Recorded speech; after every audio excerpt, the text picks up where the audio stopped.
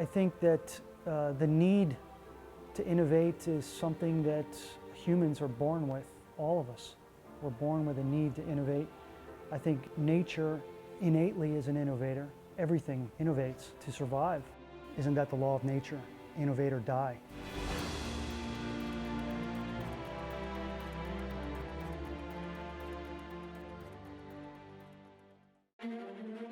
Ted was off the cuff. He was an independent thinker who never repeated anything that he heard from anybody else. Everything that came out of his mouth was original. I met Ted back in 2003 and liked him immediately. He was a character, somebody that I really knew was going to be challenging. Ted was passionate about what he was doing. He was intense. He was also very direct.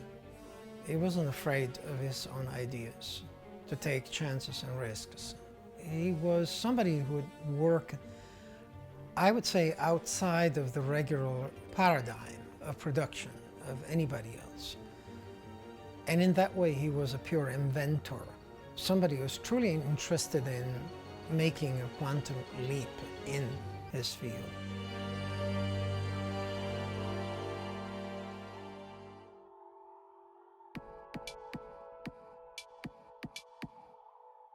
My name is Ted Ciamillo. I grew up in Maryland, but I've lived most of my adult life here in rural Georgia. I'm a machinist, an innovator, and an artisan. What I've found, and I've been designing and bringing products to market for, I guess, over 20 years.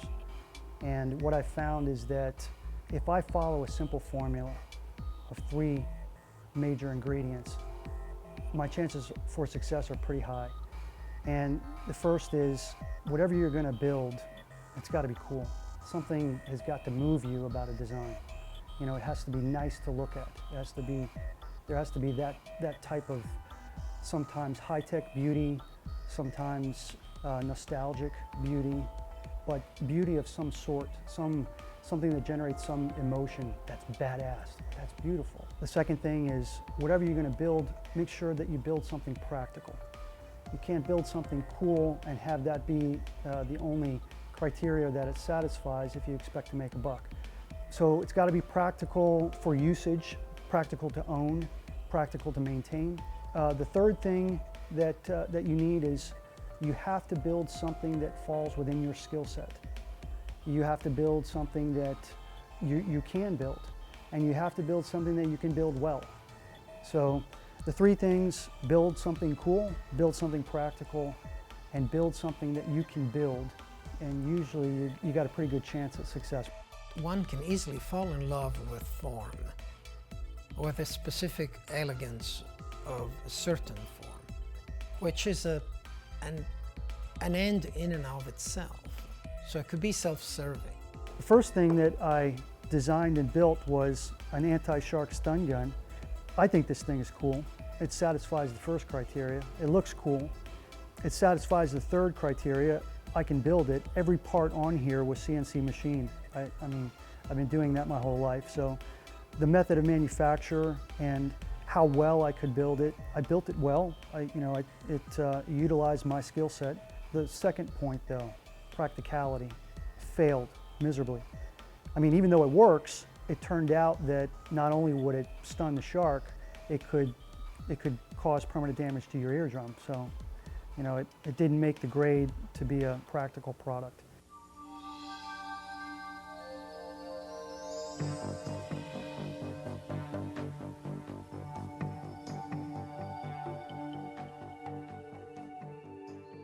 The next thing I did was super cool.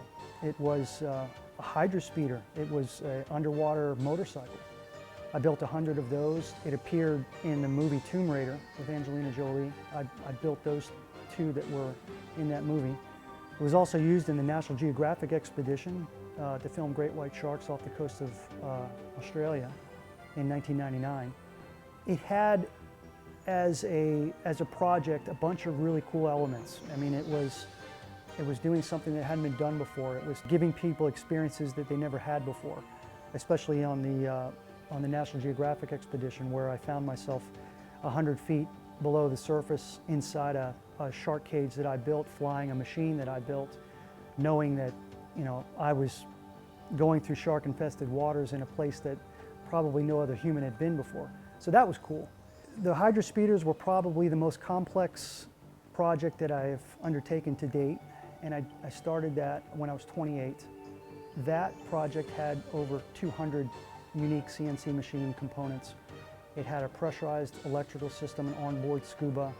They were difficult to make, so it pushed the extent of my third point, which was make it fall in your skill set, so that you got to be able to build it and build it well. I could build it, but I got into some skill sets that I hadn't perfected yet, so I didn't really build it well.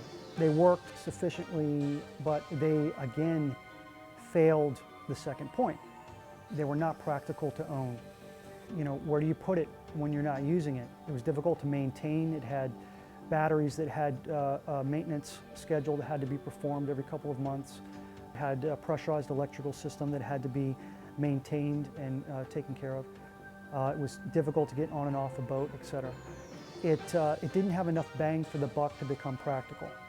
So having my first two innovations pass on 2 points of my formula, first one being cool and the third one being able to be built, and failing on the second one, I realized that I was taking the second one too lightly. And I wonder if many innovators make that same mistake.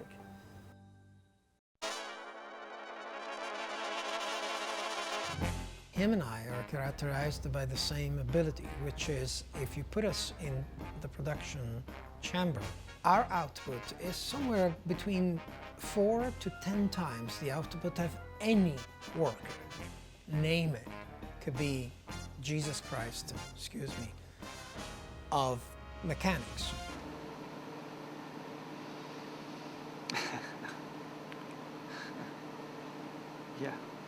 Yeah, I'm a machinist with a passion for underwater mobility. But it's more than that. I'm the best machinist you've ever seen. So the skill set that I have as a CNC machinist enabled me to do a lot of these things, and I think that sets me apart from a lot of innovators. You know, it's a very, very strange relationship he has with this machinery. It's a relationship that he can have with a human working partner, but he has with these machines. That's extraordinary in and of itself. CNC is computerized numeric control. It came about when I was a kid.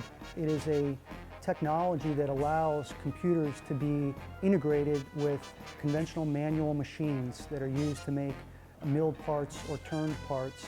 They can now be programmed like robots. You program these servo motors, and these machines, which I have behind me, can actually follow a program to machine out, mill out, turn apart to precise dimensions over and over and over again. As you look at Edison, you look at Ford, you know, they were all driven and they were all goal orientated, and Ted's that way. CNC machining is a contemporary skill set. And what I mean by that is Edison and Ford had conventional, manual equipment, manual tools, hand tools, the Wright brothers, hand tools.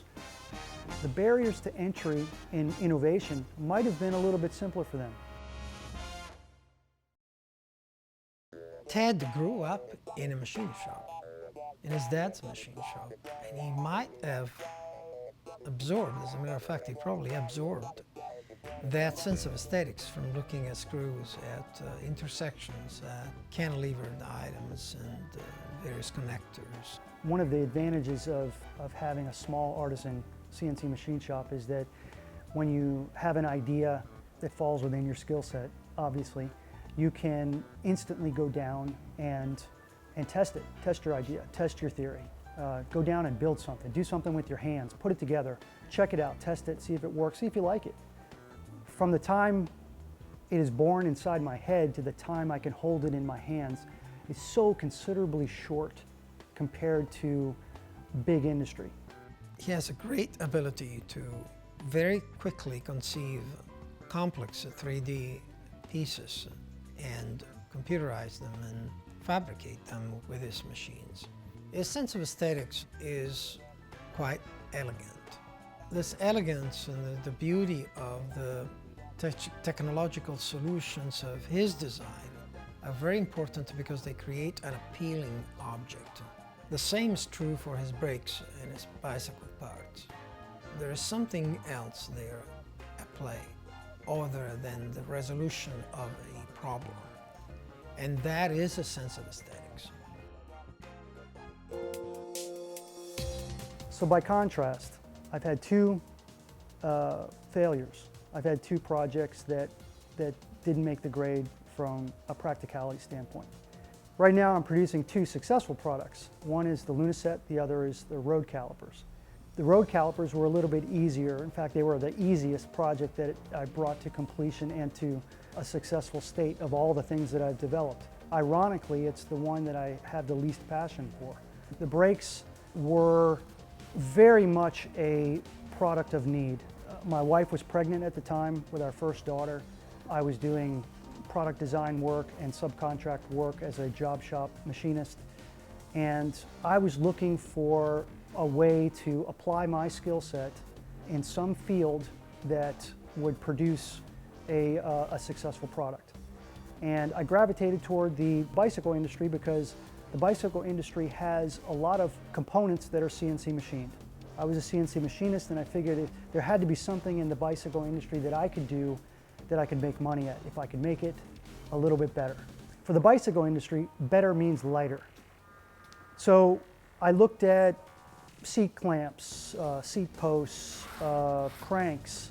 I looked at brakes last, and I employed the advice of a bike shop owner. And I asked him, I said, what would you do? He said, oh, I'd do a seat clamp, it's easy. I said, well, what's hard? Because I didn't want to do something easy. I figured if I did something easy, it probably wasn't going to make much money because everybody'd be doing it. So I said, what about brakes? He said, I wouldn't mess with brakes. Don't mess with brakes. I said, okay, that's exactly what I'm going to do. I spent 3 weeks on the design. I spent a week building the prototype, and it turned out that the week that I spent building the prototype, at the end of that week, the largest bicycle show, trade show of the year was going on at the end of that week. I was broke. I didn't have the money to go to the show, but I had enough money to FedEx it to a guy who was. And I sent it out to the guy, and he walked around with it, and he showed it to a couple of people, put it on a couple of scales, and they weighed it. A photograph was taken with the weight. It went up on a cycling news forum, and I had over 300 orders inside an hour. Right away, I knew I'd like Ted. He's gregarious in his own way, very accomplished, as you can tell by looking at, his capabilities on CNC machines, his ability to take something that is market-driven and make it very successful. And he did that with the zero-gravity brakes.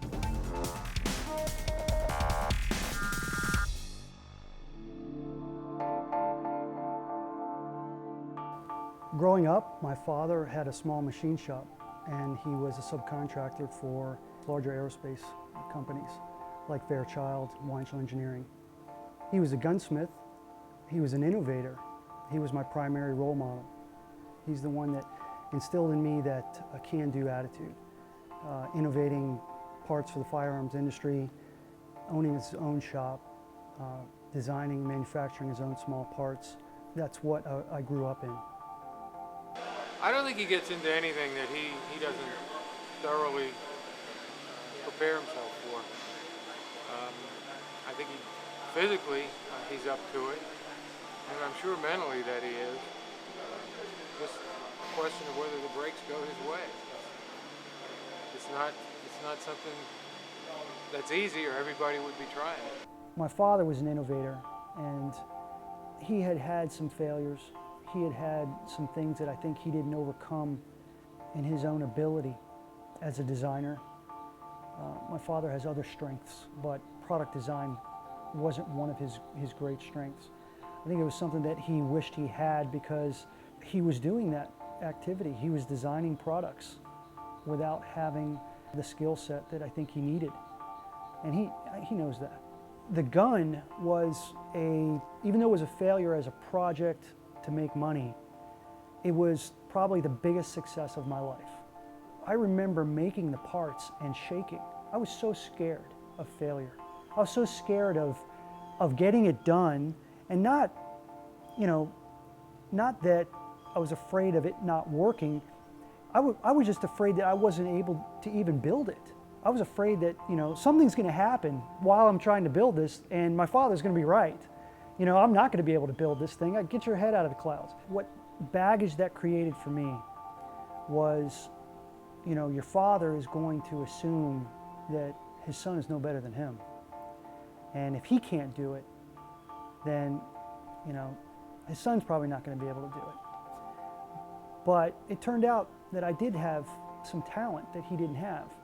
But I didn't have the confidence, because my father had made me feel like I didn't have what it took to be able to do something like the things that I was thinking about doing, the things that I wanted to do in his shop. And he'd get frustrated with me. He'd say, you want to build something like that, get your own shop. Well, I got my own shop now.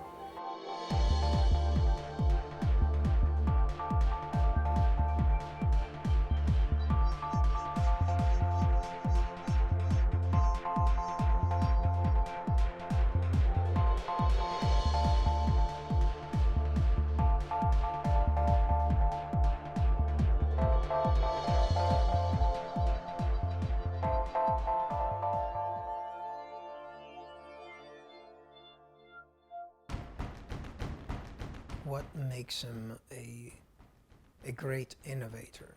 I would say perhaps is attention to the general and natural evolution of technology.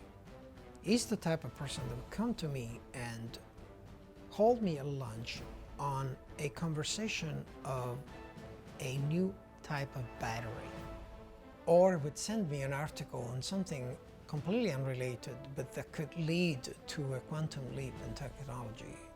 That, I would say, mixed with the uncanny ability to think on his own, without the aid of other thinkers, but incorporating everything else that is happening in the technology into his project, and create something rather unique. In his mind, all these things condense into a unique distillation. The primary engine to create these new pieces of equipment, such as the Lunaset, or these amazing bricks that he makes. Each one of us needs some recognition at some point in his life. It's lovely to be recognized for what we sacrificed and what we put in our mind. I like the term innovator over inventor. I think that both terms describe a new method, a new product.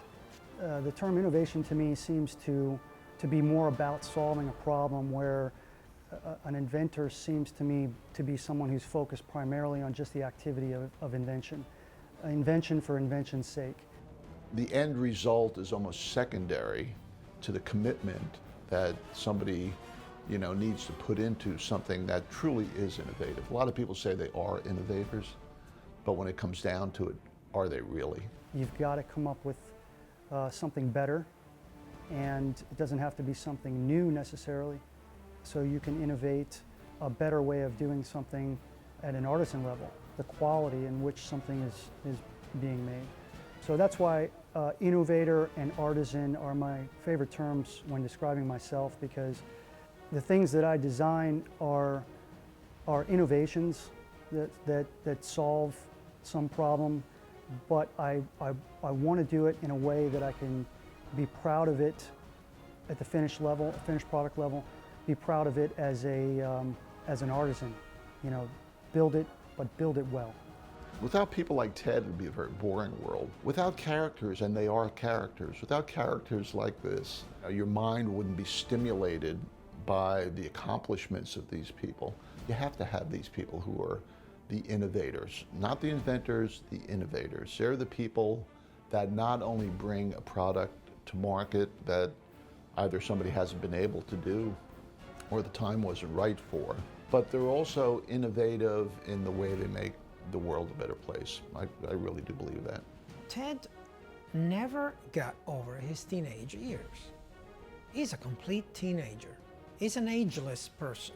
He behaves in a fresh way, with an approach that would make you wonder, where is the adult? He's a very free spirit, with very adamant principles of independence and ability to self-govern. Loyal, amazingly loyal to a fault. And all that complex panorama, it really defines Ted for what he is. And I think a lot of people have great ideas and they're afraid that they can't do it. They don't have the courage to just push that fear aside and continue on anyway. But I would encourage them to do it, because the moment you do something that you think you can't do, or the moment you do something that somebody told you can't do, it changes you. Ted is incredibly fascinated by limitations and the barriers they are naturally set. The most dangerous project that I've ever been involved in. I wanted to be able to fly through the water. In many ways, he's underestimating what he is getting into. He's going to be absolutely miserable for weeks on end. The desire to explore those close to the edge and maybe beyond the edge, and come back to civilization with something new.